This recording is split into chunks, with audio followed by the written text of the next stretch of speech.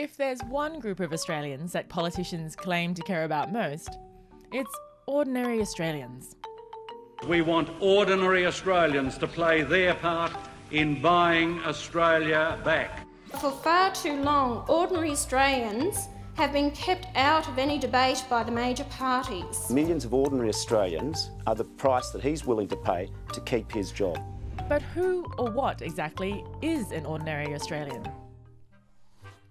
If ordinary means commonplace or usual, then the most recent census gives us some idea of who ordinary Australians are. They were born in Australia. Their parents were born in Australia. They speak only English at home, and their ancestry is English.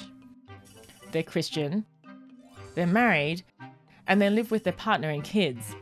They have 2 cars, they live in a freestanding house which has 3 bedrooms, and they're paying off a mortgage with a family income of $104,000 to $130,000 a year. These were the most common responses to key census questions about who Australians are and how they live. But how many Australians actually have all these supposedly common characteristics?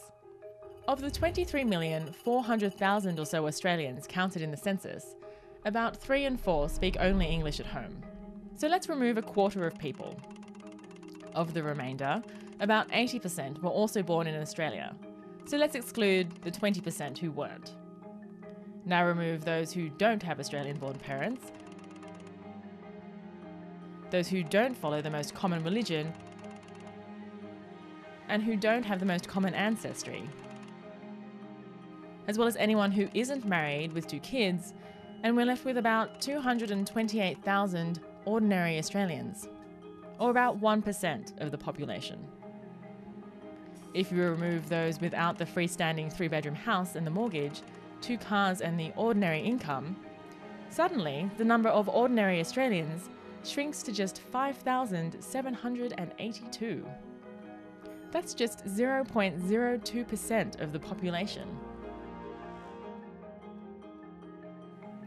Turns out ordinary isn't so ordinary after all.